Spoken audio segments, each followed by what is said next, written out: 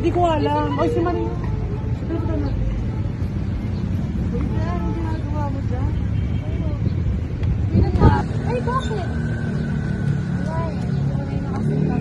Eh? Oo. Ano ba yan? Pasabi-sabi ka. Kailan pa? Makaraan lang. Actually, gusto ko kasama sa kulitan. Ay, nako, Bel. Lupok-lupok ko talaga. Oo, nakapag-o.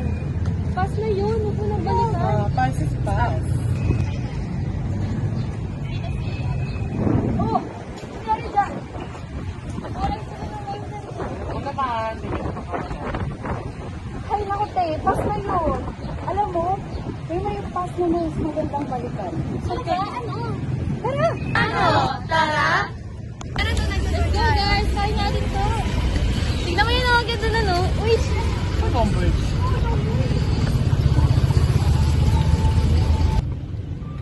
naalala mo ba itong museum na to? Kung gusto niyo pumunta dito kasi nagde-date kayo. Ay, malupok nga naman. Ay, nako. Sir, check.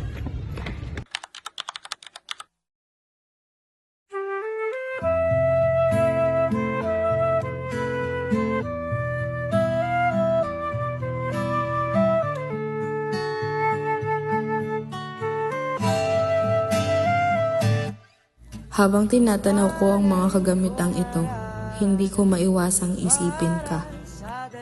Sapagkat ang mga kagamitang ito ay hindi lang nakatulong sa marami.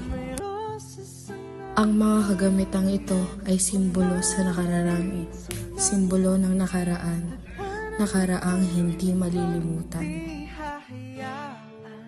Tulad ng ating pag-iibigan na naudlot nang hindi malaman ang tunay na dahilan. Ito ang nakaraan na maraming tao nagkakandarapang balikan. Kaya't mas minabuti ng sambayanan na ilagay ang mga bagay na ito sa museo upang pahalagahan ang alaala ng nakaraan. Katulad ng ating nakaraan, tumatak din sa museong ito ang ating mga pinagsamahan. Subalit mapaglaro ang tadhana sapagkat ibabalik ka pa rin niya sa mga alaalang nais mo ng kalimutan. Ako'y dahan-dahan nililibing ng buhay pa. Hindi na makalaya tinatalo mo ko bawat gabi. Wala mang nakikita, hapos mo ay ramdam pa rin sa dilim.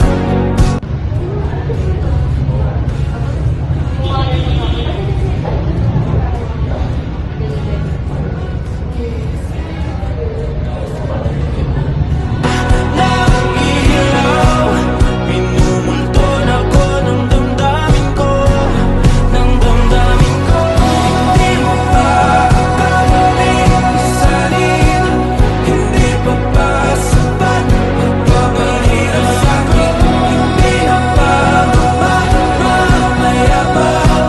Hindi na ba mamamaya pa? Ngunit hindi ko inaasahan ang pagtatagpo ng dalawang alaalang pinapahalagahan ko. Ang alaala ng nakaraan sa mga bagay na meron dito sa museo at ang alaala ng pag-iibigan nating dalawa.